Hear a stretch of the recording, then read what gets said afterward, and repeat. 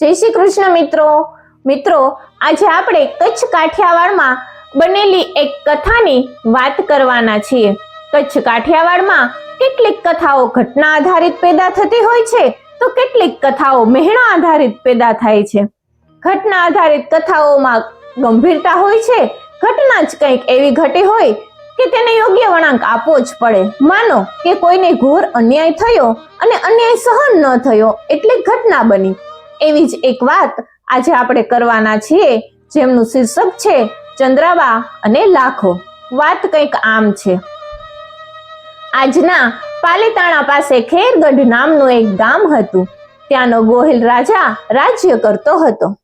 એક દિવસ યોગાનું યોગ સિંધનો રાજા જામલાખા ધુરારો ખેરગઢ આવી પહોંચ્યો। પાદરે તેણે તંબુ નાખ્યા। રાજાને જોવા અને વધાવા ગોહિલ રાજાની રાજદાસીઓ પહોંચી ગઈ। તેમણે લાખાનો ઘણો સત્કાર કર્યો। બદલામાં જામલાખાએ પણ બધી રાજદાસીઓને ખૂબ ભેટ આપી। જામલાખાનું કદાવર અને બળવાન શરીર જોઈ અને બધી રાજદાસીઓ ખૂબ પ્રભાવિત થઈ હતી। દાસીઓ રાણીઓ આગળ જઈ અને લાખાના ખૂબ વખાણ કરતી રહી। લાખાની તાકાત એવી હતી કે તે વડની ડાળ પકડી ને પોતાના ઘોડાને જાંઘમાં દબાવી ને અદ્ધર કરી દેતો। લોકો આશ્ચર્યચકિત થઈ અને જોતા જ રહેતા। ચારે તરફ લાખાના બળની ચર્ચા થયા કરતી। લોકો તો મરચું મીઠું ભભરાવીને પણ વાતો કરતા। ખેરગઢના રાજાને ચંદ્રકુવરી નામની એક કન્યા હતી। તેની માતા તેને નાની મૂકી અને દેવ થઈ ગઈ હોવાથી રાજાએ તેને ખૂબ લાડકોટથી ઉછેરી અને મોટી કરી હતી। હવે તો આ ચંદ્રકુવરી મોટી થઈ ગઈ હતી। તેને પરણાવવાની ચિંતા ગોહિલ રાજાને થયા કરતી હતી।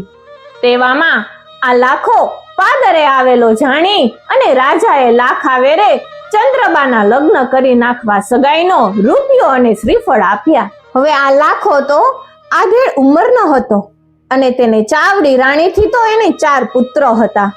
તેની ઈચ્છા ન હોવા છતાં પણ તેણે રૂપિયાનો સ્વીકાર કરી લીધો। લાખો તો વિદાય થઈ અને પાછો સિંધ આવી ગયો અને સગાઈની વાત તો એ સાવ ભૂલી જ ગયો। હવે આ ચંદ્રબાના પિતા સૂર્યસિંહ ગોહિલ વાટ જોઈને થાક્યા, પણ લાખા તરફથી કસાય સમાચાર ન આવ્યા। સૂર્યસિંહ અને લાખાનો સંબંધ હવે તો સાવ સુકાઈ ગયો હતો। તેથી સૂર્યસિંહે ચંદ્રબાના લગ્ન કચ્છના કનોજકોટના ચાવડા રાજા સાથે નક્કી કરી દીધા। ખરેખર તો એ ચાવડા રાજા ચંદ્રબાને ઝંખતો જ હતો। ખેરગઢના ગોહિલ સૂર્યસિંહની ચંદ્રબા હવે તો પૂરી ઉંમરે પહોંચી ગઈ હતી।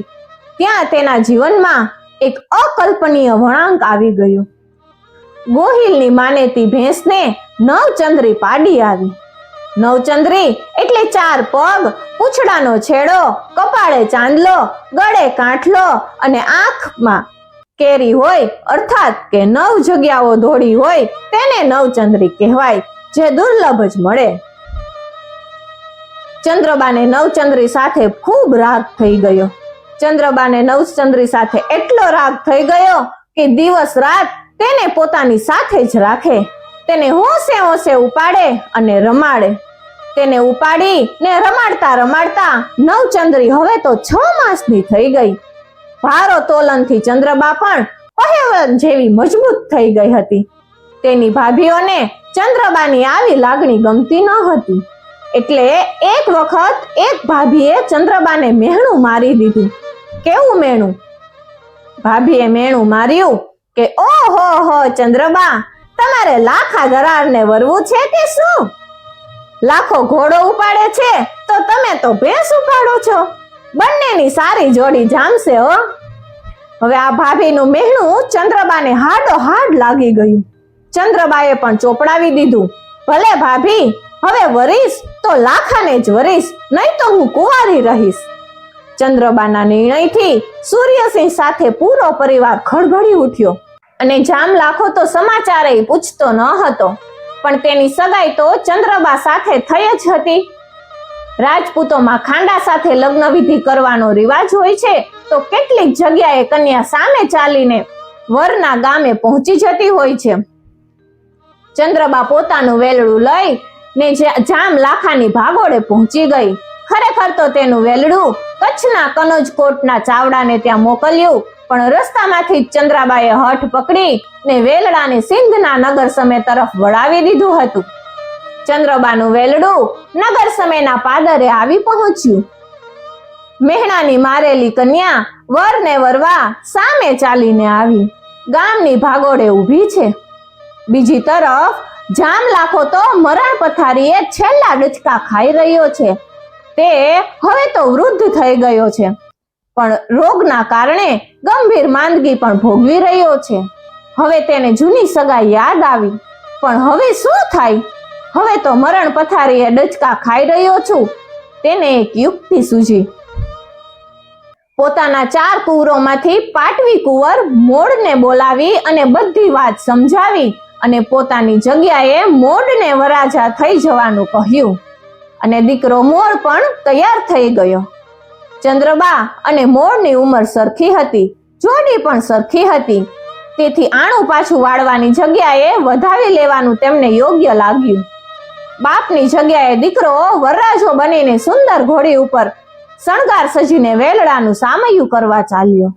મોરની ઘોડી નજીક આવતા જ ચંદ્રબાએ તેને જોયો અને કહ્યું, આ જામ લાખો નથી, આ તો કોઈ બીજું જ છે.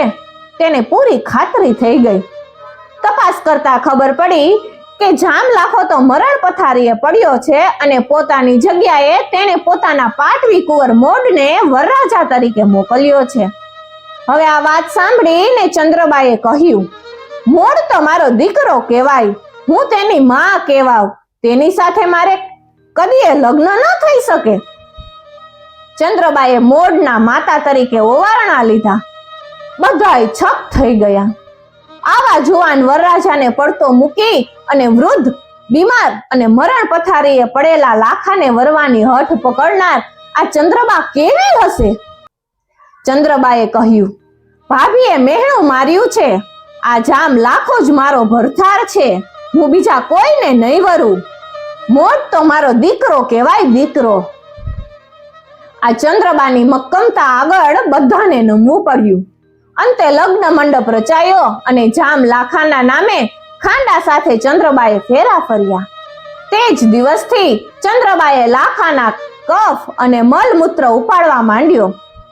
તે તો હવે સેવામાં લાગી ગયા.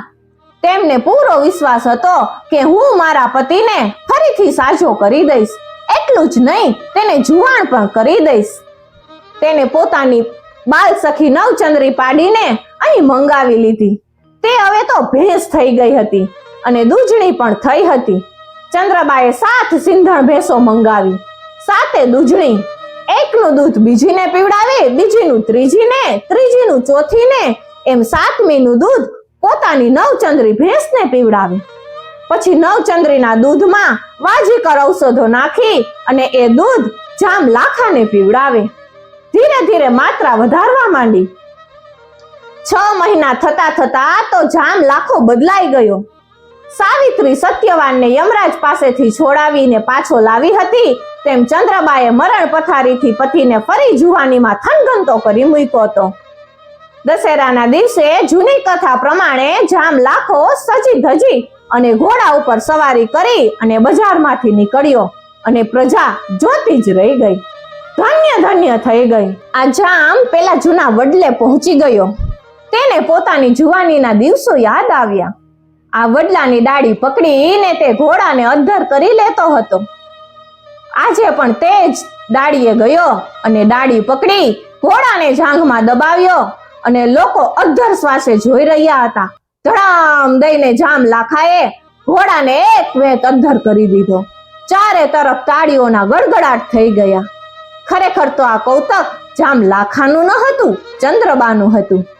ચંદ્રબા અને જામ લાખાનો સંસાર સારી રીતે ચાલવા લાગ્યો. ચંદ્રબાને સારા દિવસો હતા. એક દિવસ પતિને પૂરી પ્રસન્નતામાં લાવી ને તેમણે માંગણી કરી, તમારા પછી સિંધની ગાદીએ મારો થનારો કુંવર આવે. જામે વચન આપી દીધું. જામ લાખાને જ્યારે કામ નશો ઉતર્યો ત્યારે તેને ભાન થયું કે પોતે તો ગડબડ કરી નાખી હતી. ગાદીનો ખરો વારસદાર તો પાટવી કુંવર મોડ છે. તે આ વાતને કેમ સ્વીકારશે? જામલાખાએ મોડને બોલાવીને બધી વાત કરી અને પોતે વચન આપી દીધું છે તેવું પણ કહ્યું. મહાન બાપનો મોડ કુંવર પણ મહાન હતો. તેણે તરત જ દસ્તાવેજ કરી આપ્યો કે સિંધની રાજગાદી ઉપર મારો કોઈ અધિકાર નહીં. મારી ઓરમાન માતા ચંદ્રબાની કુખે જે કુમાર જન્મે તે જ સિંધનો રાજા થશે. થોડા જ સમયમાં ચંદ્રબાને કુંવર જન્મ્યો. તેનું નામ ઉન્નડ રાખવામાં આવ્યું. પછી તો એક પછી એક બીજા 3 કુંવરો પણ જન્મ્યા, જેમના નામ ઉન્નડ, જેહો, ફૂલ અને મનાઈ રાખવામાં આવ્યા. 4 જૂની રાણીયાના 4 અને નવી રાણીના મળી અને જામલાખાને 8 પુત્રો થયા. ઘણી ખટપટો અને સંઘર્ષ પછી ઉન્નડ ગાદીપતિ થયો. આ બધો મહિમા ચંદ્રબાનું જ કહેવાય.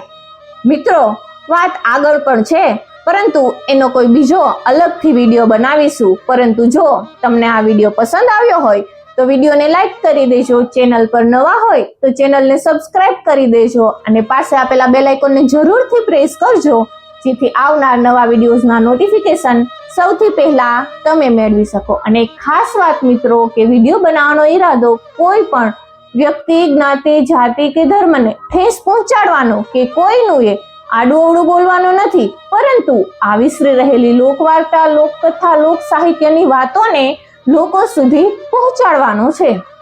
Thank you for watching.